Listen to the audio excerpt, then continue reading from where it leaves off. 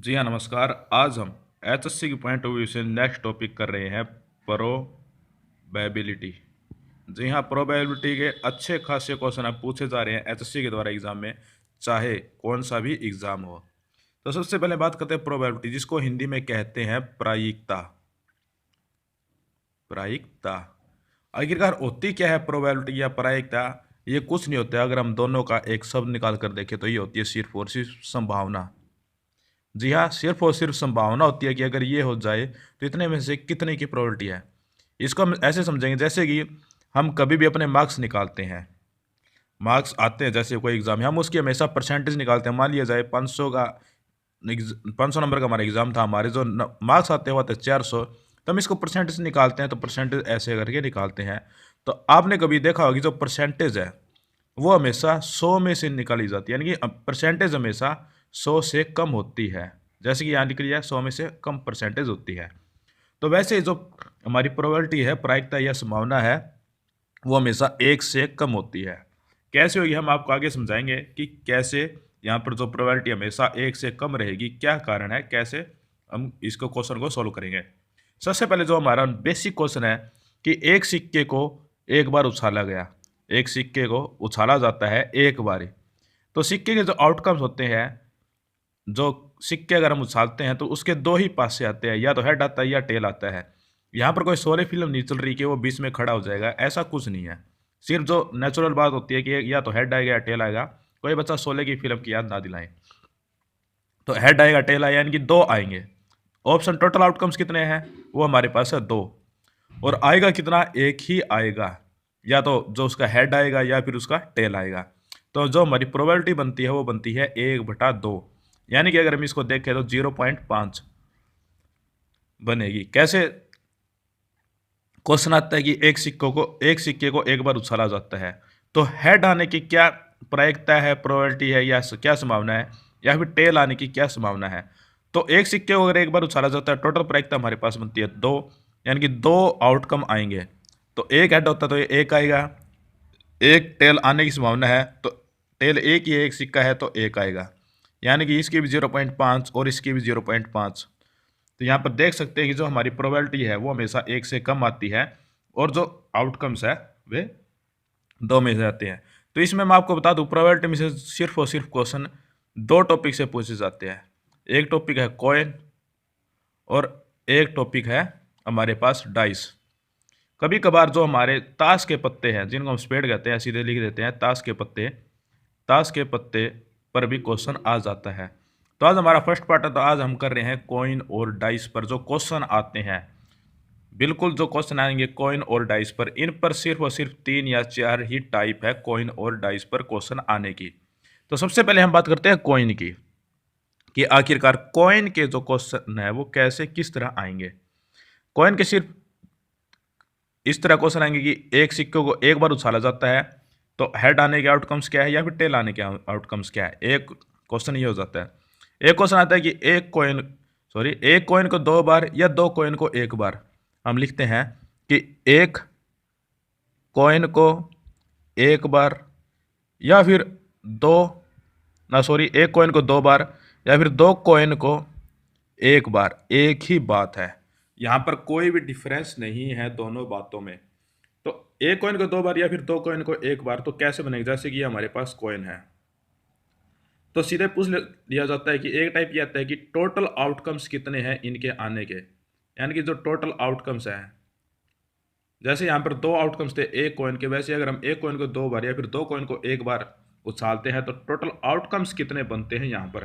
तो देखते हैं, एक कॉइन अगर हम उछालेंगे तो हेड या फिर टेल, और दूसरी बार अब उछालेंगे तो हेड के साथ या तो टेल का कॉम्बिनेशन आएगा या फिर हेड के साथ हेड का कॉम्बिनेशन आएगा। वैसे ही टेल के साथ या तो टेल का कॉम्बिनेशन आएगा या फिर टेल के साथ हेड का कॉम्बिनेशन आएगा। कैसे? जैसे कि हमने एक बार एक सिक्का उछाला तो उसमें आ गया हेड, एक बार सिक्का उछाला तो उसमें आ गया हेड, और वही सिक्का हम दोबारा उछालेंगे तो उसमें भी दोबारा दो चांस बनेंगे, या तो टेल आएगा या फिर हेड आएगा। उसी तरह अगर कोई सिक्का हम एक बार उछालते उसमें टेल आ गया तो हम दूसरी बार उसको उछालेंगे, या तो टेल आएगा या फिर हेड आएगा। तो टोटल आउटकम्स कितने हो गए? हमारे पास हो गए 4। इसको हम कैसे लिखेंगे? इसको हम लिखेंगे हेड हेड, एक बार इसके साथ एक बार इसके साथ, हेड हेड। इस तरह एक बार इसके साथ टेल टेल, उसी तरह टेल हेड। यानी कि जो हमारे पास आउटकम्स हो गए वो हो गए 4। यानी कि अगर हम एक सिक्के को 2 बार या फिर 2 सिक्के को 1 बार उछालेंगे तो टोटल आउटकम्स हमारे पास होते हैं 4। और अगर ऐसे पूछ लिया जाए कि अगर इस एक सिक्के को 3 बार या 3 सिक्के को 1 बार उछाला जाए तो उसके आउटकम्स क्या है, तो उसके आउटकम्स हो गए जैसे कि एक बार उछाला हेड टेल, दूसरी बार उछाला गया तो या तो हेड के साथ टेल आएगा या फिर हेड के साथ हेड आएगा। उसी तरह टेल के साथ या तो टेल आएगा या फिर हेड के साथ हेड आएगा।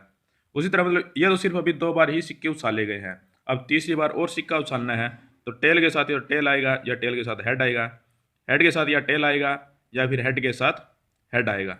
इसी तरह या तो टेल के साथ टेल आएगा या फिर टेल के साथ हेड आएगा। उस तरह हेड के साथ या तो टेल आएगा या फिर हेड के साथ हेड आएगा।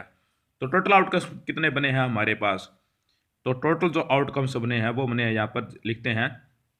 जैसे कि एक लाइन ये हो गई हेड टेल टेल, उसी तरह head tail head, head tail head, ये हो गया टेल की। अब head head tail, head head tail, head head head, head head head. उसी तरह tail tail tail, tail tail tail, tail tail head, tail tail head, tail head tail, tail head tail, tail head head, tail head head. इसी तरह हमारे पास जो outcomes बने वो कितने बने हैं, 1 2 3 4 5 6 7 8।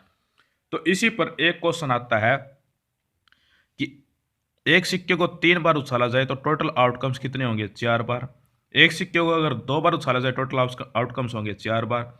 और एक सिक्के को अगर 1 बार ही उछाला जाए तो टोटल आउटकम्स होंगे 2। ये तो हम निकाल लेंगे। अगर आ जाए कि एक सिक्के को 10 बार उछाला जाए तो टोटल आउटकम्स कितने हैं, सिर्फ और सिर्फ हमें एक चीज़ करनी है, सिक्के के कितने जो है आउटकम्स हो सकते हैं, वो हो सकते हैं 2 बार। एक बार उछाला, एक बार पावर लगा दी, 2।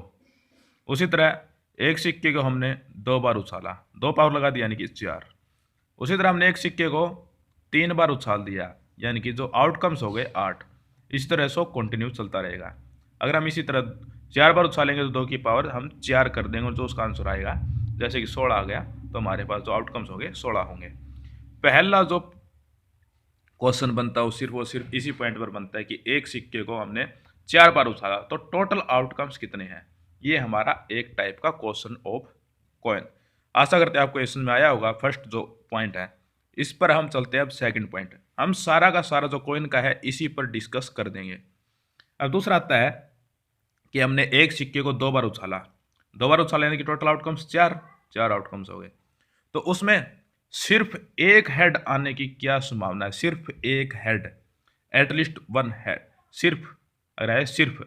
तो अगर हम देखें कि हेड तो 3 बार आया इसमें, head tail head head tail tail, इसमें हेड नहीं है टेल हेड, लेकिन उसमें पूछा कि सिर्फ एक बार, सिर्फ एक बार, तो इसमें सिर्फ और सिर्फ 2 में ही आया है यानी कि 2/4। तो जो हमारा प्रायिकता बनेगी वो बनेगी 1/2। सिर्फ आ जाए या फिर आ जाए कि कम कि एक हेड आया हो, सिर्फ आ जाए कि एटलीस्ट 1 हेड, कि एक हेड तो जरूर होना चाहिए। तो एक हेड कितने में है, इसमें है, इसमें 2 हेड है यानी कि एक हेड तो है ही, और इसी तरह इसमें एक हेड है तो ये प्रायिकता बनेगी 3/4। तो इसमें पॉइंट बनता है कि सिर्फ एक बार, कम से कम एक बार, इस तरह जो हमारे आउटकम्स होते हैं उस पर हो जाते हैं। मैं आपको एक बात और बता दूं, जैसे कि पूछा जाए कि एक कॉइन को 2 बार उछाला गया तो हेड आने की संभावना तो 1/2 आ गई। लेकिन अगर इसमें कर लेते हैं, जैसे कि इसमें पूछा कि सिर्फ एक बार हेड आने की क्या प्रायिकता, वो है 2/4। अगर कह लिया जाए कि ये जैसे छोटा क्वेश्चन, इसको हम सोल्व कर लेंगे, लेकिन फिर भी हम आपको बता रहे हैं कि सिर्फ एक बार हेड आने की प्रायिकता क्या है, 2/4। अगर पूछ लिया जाए कि सिर्फ एक बार हेड नहीं आने की प्रायिकता क्या है, या तो हम ये करेंगे 2/4 या फिर हम करेंगे 1 - 2/4।